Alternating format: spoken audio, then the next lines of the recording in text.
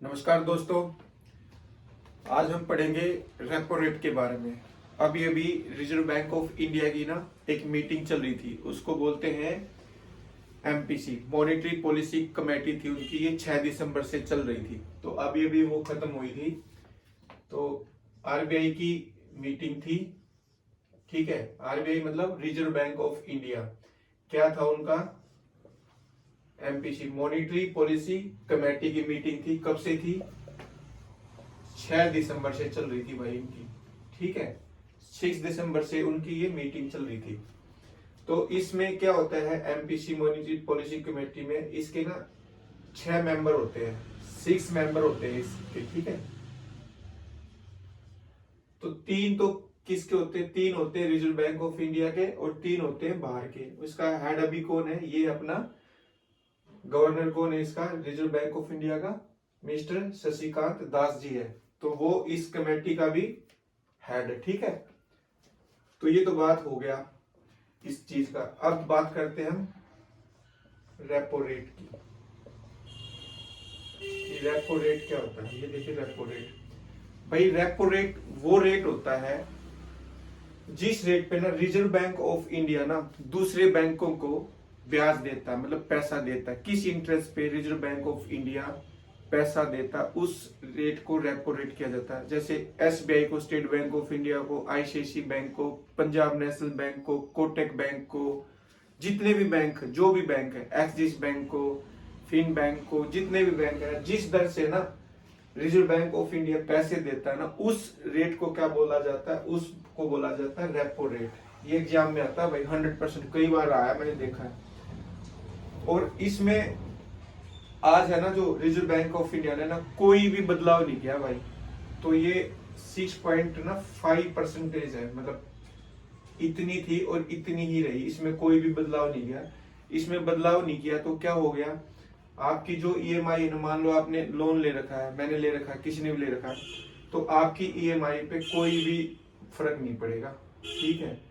और ऐसा 5वीं बार हुआ है कि रिजर्व बैंक ऑफ इंडिया ने रेपो रेट में कोई भी बदलाव नहीं किया। लास्ट टाइम कब किया था? लास्ट टाइम जो बदलाव किया था रेपो रेट में, वो किया था आपका फरवरी 2023 में। उस टाइम बढ़ाया था सिर्फ 0.25%, सिर्फ 0.25 पैसा उस टाइम पे बढ़ाया था। लेकिन अब की बार भी कोई नहीं गया। तो कितनी है? तो क्वेश्चन आपसे यही पूछ लेगा कि दिसंबर के महीने में रिजर्व बैंक ऑफ इंडिया ने रेपो रेट कितने परसेंटेज रखा? तो 6.5 था, कोई चेंजेस नहीं था भाई, ठीक है। और रेपो रेट एक बहुत बड़ा ही टूल होता है भाई महंगाई को कंट्रोल करने का। अगर रेपो रेट बढ़ता है तो डायरेक्टली आपकी ईएमआई बढ़ती है, क्योंकि रेपो रेट जैसे बढ़ेगा तो बैंक को महंगा महंगा कर्ज मिलेगा रिजर्व बैंक ऑफ इंडिया से, तो बैंक भी आपकी ईएमआई बढ़ा देंगे।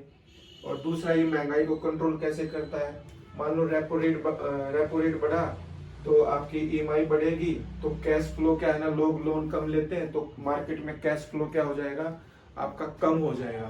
तो इसलिए महंगाई को रोकने के लिए भी reserve bank of India repo rate को बढ़ा देता है। इस टाइप का भी क्वेश्चन आता है कि महंगाई को कंट्रोल करने के लिए किसका यूज किया जाता है, किसका उपयोग किया जाता है? तो रिजर्व बैंक ऑफ इंडिया ना वो रेपो रेट का यूज करता है महंगाई को कंट्रोल करने के लिए, ठीक है। अब आ जाओ reserve bank of India. Reserve bank of India है ना भाई, इसका कब बना था? ये बना था 1 अप्रैल 1935, ठीक है। 1 अप्रैल 1935 को बना था। इसका हेडक्वार्टर कहाँ पे है? ये इसका हेडक्वार्टर है मुंबई में, ठीक है। रिजर्व बैंक ऑफ इंडिया 1 अप्रैल 1935 को बना था। 88 साल हो गए इसको बने हुए। और इसका हेडक्वार्टर कहाँ पे है?